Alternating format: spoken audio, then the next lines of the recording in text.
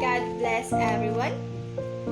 For today, I will be discussing about the spiral progression in science, a new features to the K-12 curriculum.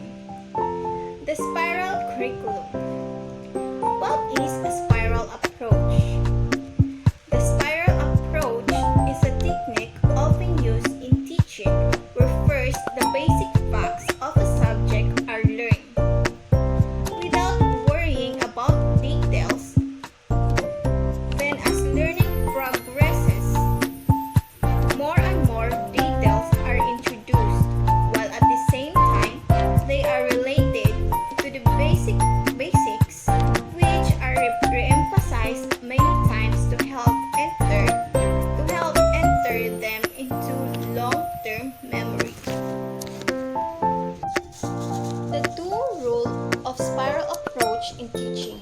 First, a sequencing strategy, and the second is a teaching strategy.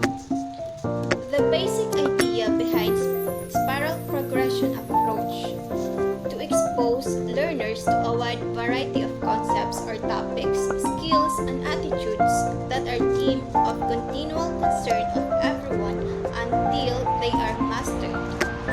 A spiral curriculum design is one in which key concepts are presented repeatedly throughout the curriculum, but while depleting layers of complexity. After a mastery of the initial topic, the student spiral upwards as the new knowledge is introduced in next lesson, enabling him/her to reinforce what is already learned. In the end, a rich breadth and depth of knowledge is achieved. With this procedure, two purposes are served. First is the previously learned concept is reviewed, hence improving its retention. And the second, the topic may be progressively elaborated when it is broadened understanding and transfer of learning. The spiral curriculum was proposed by Bronner 1996. In structuring a course, certain prerequisite knowledge and skills must be first mastered to in turn provide linkages between each lesson as the students spiral upwards in a course of study. The learning spiral is a curriculum design framework which will help science teachers construct lessons, activities, or projects that targets the development of thinking skills and dispositions which do not stop at identifications, instead facilitate implementation of the desired performance. Is a curriculum design tool which will help develop concrete and practical thinking-centered lessons that make students' performances of understanding explicit. It may be used to construct an entire project which can readily fit into the regular curriculum and can help design thinking-centered lesson.